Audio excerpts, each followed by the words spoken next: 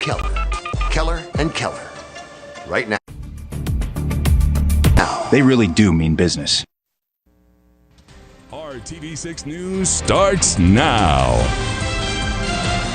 Welcome to WRTV News at noon, and we've got your forecast first. We are going to see some showers on and off throughout the day today. May even see some moderate to heavy rain at times. Here's a look at our radar. Right now, looking okay in Indianapolis. We've seen some on and off showers this morning. Lots of rain in the northern part of the state right now. Some light showers moving in across parts of Lafayette, also into Crawfordsville right now as well.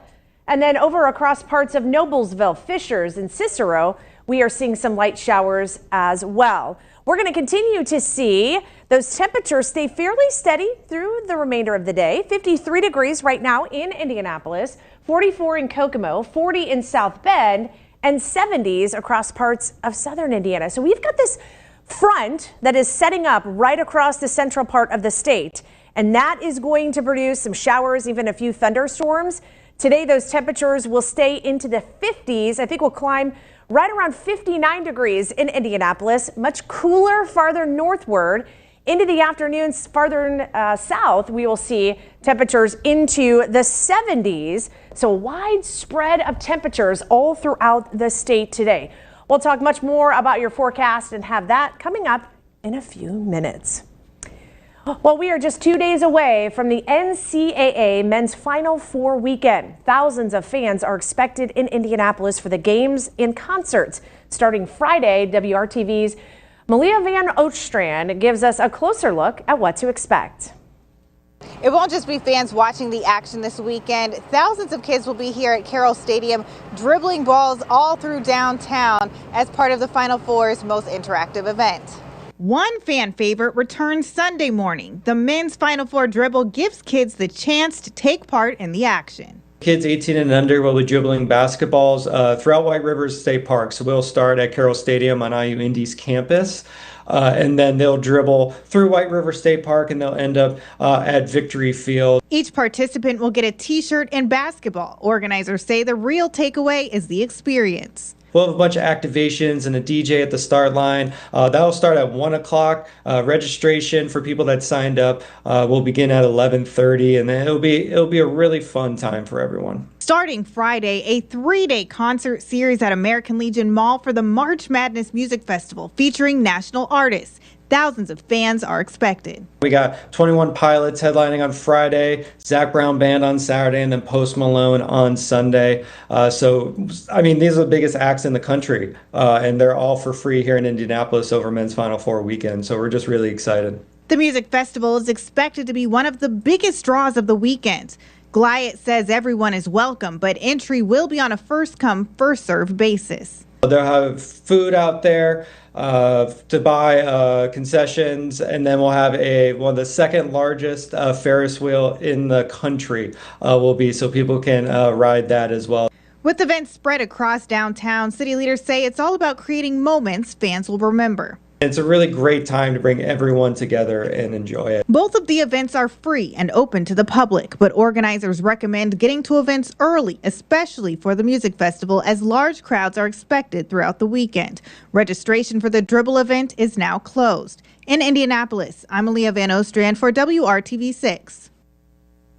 An 18-year-old in Morristown faces felony intimidation charges for making threats to a school. Police say Brianna Ramsey threatened Morristown Junior-Senior High School on social media Tuesday. All schools were dismissed due to the threats. Ramsey was arrested shortly after the dismissal. Rescue crews in Columbus say they have transitioned to a recovery mission for an 11-year-old girl who went missing while swimming in the East Fork of the White River. Bystanders tell police that the child was swept away by the water at Mill Race Park around 6:30 last night. Police have not released the child's name. Mill Race Park is closed as the investigation continues. The sheriff's office in Vanderburgh County has released body camera footage from a crash involving a stolen beer truck and a patrol car. The incident happened on Friday. Police tried to stop the truck in Evansville, which led to a chase, that ran into neighboring Posey County. The sheriff's office says a deputy deployed stop sticks. The driver then turned into the deputy's vehicles. No officers were injured. Police say 41-year-old Randall Baker is in custody in connection to the crash. He faces preliminary charges, including attempted murder and auto theft. Well, Circle City Broadcasting, the parent company of Wish TV, has acquired WRTV. The deal was first announced last October, and it closed Tuesday. WRTV will expand Circle City Broadcasting's presence across television, digital, and audio platforms.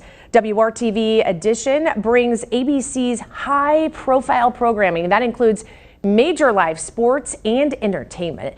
It's a perfect complement to Wish TV's local news coverage. The move reinforces Circle City's Broadcasting's long-term commitment to bring locally owned and operated programming here. Counting down to the month of May, who's welcoming fans to the Indianapolis Motor Speedway? Locally owned, locally operated. This is RTV6. Hospital on ABC. We are now 53 days from the 110th running of the Indianapolis 500, and it's starting to look a little bit more like the month of May in Speedway. The Indianapolis Motor Speedway hung a new banner above Gate 2 yesterday. The giant banner, of course, features defending 500 champion Alex Palou. The Chip Ganassi racing driver was there for the unveiling yesterday afternoon. From seeing his likeness on the Borg Warner Trophy to the ticket reveal, and now this banner, Palou says he will never forget everything that has come after last year's win. You're used to seeing other drivers, used to seeing Newgarden, Elio, Marcus. I don't know, the first year was maybe Pagano. Like, you're used to seeing other drivers and you're like, man, I wish someday I can come here and see myself and my car out there after winning. So it's super cool. Palou won the Alabama Grand Prix on Sunday and today celebrated his 29th birthday. Well, happy birthday. Up next for Palou and the rest of the IndyCar series is the Grand Prix of Long Beach, which is set for April 19th. Turning to the Indiana Pacers, a fan favorite is up for an award for how he carries himself on the court. Pacers guard T.J. McConnell was named a finalist for the NBA Sportsmanship Award. The NBA says the award recognizes the best player who represents the ideals of sportsmanship on the court. McConnell is the first of 6 finalists for the prize. He talked about the nomination and what it means to him. Obviously feels good. Just try to go about things the right way, on and off the court. So very appreciative, and also, you know, with the guys that are on there, also great players and good people as well. The winner of the 2025-26 NBA Sportsmanship Award will be announced at the NBA Awards show that's coming up in June. Well, the Indiana Fever are giving an update on its new performance center. It's downtown on South Alabama Street and will connect to Gainbridge Fieldhouse via Skybridge. The Fever posted video yesterday showing the progress that has been made.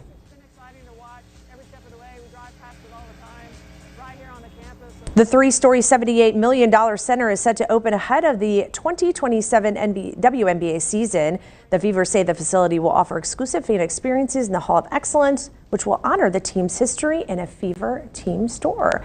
Well, here is a live look outside at the JW Marriott, and there you go. We've got mostly cloudy conditions. We're dry right now, but we've got some showers and even a few thunderstorms possible as we head into the day today. On and off showers will be likely throughout parts of Indiana. We've got the wider view of the radar. We've got some rain a little bit farther northward around parts of Lafayette, also around Fort Wayne and Muncie, and then some more showers and thunderstorms developing across parts of southern Indiana right now. So at times today, we'll see some showers. Other times, we'll see some heavier pockets of rain, and sometimes we just won't see any rain at all. I think it'll be more so later in the afternoon. Right now, dry in Marion County. Farther northward around Lafayette, Frankfort, Lebanon, and Crawfordsville, we have some light showers for you as well. Here's a live look at the University of Indianapolis. We are seeing overcast conditions What we have is a stationary boundary that's just kind of stuck across parts of central Indiana. And that's really going to have an impact not only on our weather, but also our temperatures too. Look at this. We're only at 40 degrees in South Bend, 44 in Kokomo, 53 in Indianapolis, lower 60s in Bloomington, Bedford, and Columbus. But farther southward, we're seeing those temperatures into the 70s. This is our stationary boundary, just kind of parked across parts of central Indiana, splitting the state. But we have some more rain and even thunderstorms moving into southern sections of Illinois. That is going to continue to move eastward. And later on this afternoon, some showers and storms possibly could contain some severe weather. Here is radar heading into the afternoon. We're going to show you here around 3 o'clock some numerous showers and thunderstorms, especially from I-70 and points southward. And it's this area from Bloomington to Columbus and points southward where we could see some strong to severe thunderstorms kind of popping up. So we'll continue to see the chance for some of these showers and thunderstorms on and off through the evening. And then overnight, I think things kind of quiet down a little bit. Our severe storm risk heading into the later this afternoon. So parts of Bartholomew County around Columbus and Madison, Louisville, and just east of French Lick, you could see some strong thunderstorms with some hail, possibly maybe some gusty winds. Level 2 out of a level 5, that some of those thunderstorms may reach severe criteria.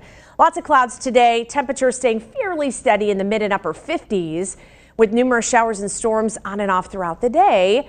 Cooler farther northward where we're going to likely stay into the upper 40s, maybe near 50 across parts of Kokomo, and then 70s, maybe flirting with 80 farther southward. Tonight we'll see temperatures fall to only around 51 degrees. Some scattered showers kind of lingering around, but I think tomorrow morning we're going to start off with dry conditions.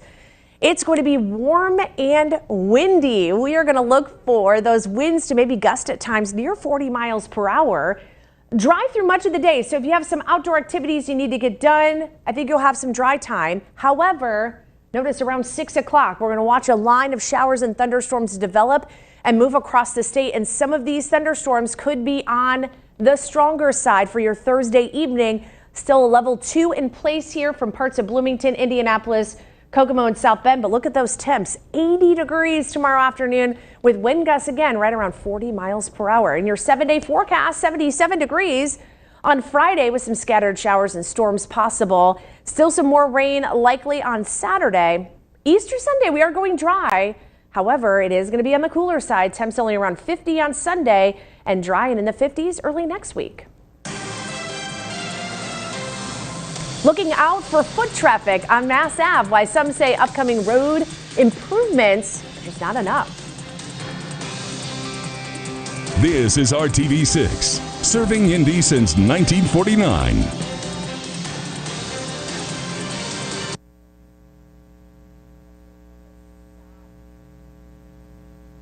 Stanton. Welcome back. A multi-million-dollar museum is set to open its doors later this week. The new Conner Prairie Museum experience brings a new attraction to Hamilton County. RTV6's Colin Bailey has more. We're here at Conner Prairie inside the brand new museum. It's open to members right now, but the public, you get your first chance to look at this on Friday, April 3rd. I'm Mark Firestone joining us. This is very interactive in here. What was the importance, though, of building an inside experience for people when they come here to Conner Prairie? Yeah, so for 50 years, you've come to Conner Prairie and gone to our historic village, and you've interacted with our costumed interpreters, but we've been very limited in how we can kind of tell the stories out there. With this new Museum Experience Center, it allows us to use some new technologies and tell stories in new and immersive ways. And so in this space in particular, we're using a lot of media projections, but we're still immersing you in a kind of a time travel journey, and we can tell some kind of new and unique stories that way. And this is one of 6 spots in here? It is. So this exhibit that we're standing in right now is called Power of Place. This is one of 6 new experience areas inside of this building. And like I said, this exhibit is telling the kind of story of this place, the power of this place that is Conner Prairie. How was this place formed? From the glacial age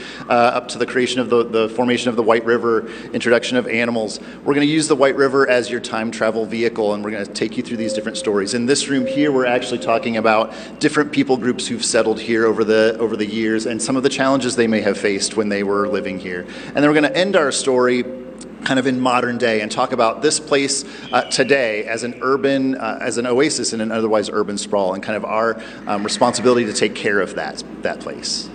What kind of reaction have you got from members of this? This opens to the public Friday. Members have been able to kind of check it out, but what kind of reaction have you got so far? Yeah, it's been very positive. I, of course, have spent a lot of time watching reactions of people as they're going through, but I think people are amazed that this is at Conner Prairie. They're not expecting this out of us, and we're really excited to share that with them and say, hey, this is kind of a new era for Conner Prairie. We still have the same old, historic village you can interact with, but this is something new that you can do, and we can tell some really cool new stories. Opens to the public this Friday, April 3rd. For now, here at Conner Prairie, I'm Colin Bailey for RTV6. The city of Indianapolis is set to install upgrades at a downtown intersection some neighbors say is dangerous. As RTV's Kat Sandoval reports, safety advocates ask if the project will be enough. There are a mix of cars, bikes, pedestrians, and runners all converging on this intersection of Mass Ave, College Avenue, and St. Clair Street. The other day, plastic orange barriers were there to protect pedestrians. Today, just the plastic bollards remain. Actually, right over here to my left is where Brandon Breedlove was killed by a drunk driver over 2 years ago now. It remains really dangerous, and we need better solutions. We need safer streets. We need safer pedestrian infrastructure right here on the Cultural Trail. Jake Butler led a Safe Street protest in November of last year, hoping to enact some sort of permanent change. A local business owner tells me he's seen too many close calls and accidents. This is one of the plastic posts set up by the city. It is bolted by 2 screws instead of 4, and so it's pretty flimsy. Indianapolis Vision Zero, which aims to eliminate traffic fatalities and injuries since 2023, says there have been 1 fatality and 25 crashes in the area. But those were mostly car crashes from unsafe backing by vehicles. There has not been a fatal crash since 2009, and that was under a different configuration of the street. Remember, it was a one-way, is now a two-way, and there has not been any pedestrian or cyclist fatal crashes that took place at that intersection. Leandre Level tells me that the city will be installing something more permanent by the end of the summer when they reconstruct College Avenue's roadways. We're doing permanent bollards, we're doing curb extension, we're doing a lot more infrastructure to improve the safety of that intersection. But the people around the neighborhood I spoke to say they've witnessed accidents and injuries. They say vehicles speed through the intersection. It just cannot take 2 years to put in at this point, what are not permanent solutions, what need to be fast, inexpensive, and quick fixes that happen, the day after somebody's killed. Vision Zero and DPW will continue with their plan to put permanent safety barriers by the end of the summer. For now, concrete planters have been placed by local residents. Reporting in Indianapolis, I'm Kat Sandoval for WRTV6. Keeping an eye on the sky, the NASA mission set to take off this evening. To amplify that story. Well, the countdown is on. NASA is planning to launch Artemis 2 into space later this evening from the Kennedy Space Center in Florida. The rocket will travel thousands of miles beyond the moon and then make a U-turn back to Earth. The 4 astronauts will not land on the surface, but they will get a view of the far side of the moon. The mission is set to last 10 days. This is NASA's first crewed moon mission in more than 50 years. Wow. Hopefully the weather cooperates down in Florida. Here we're going to see some showers and thunderstorms across parts of Indiana on and off throughout the day. Temps here in Indy, upper 50s, close to 60. Some thunderstorms, especially south and east of Indianapolis, maybe on the stronger side. Up to 80 degrees on Thursday. Much of the day will be windy and dry with gusts maybe up to about 40 miles per hour. Showers and thunderstorms late Thursday. More rain on Friday and Saturday, but dry for the Easter holiday. But temperatures much cooler with highs only near 50. All right, thanks so much for joining us here at noon. We will have much more news and weather throughout the day later on today. You're watching WRTV6, a Circle City broadcasting station.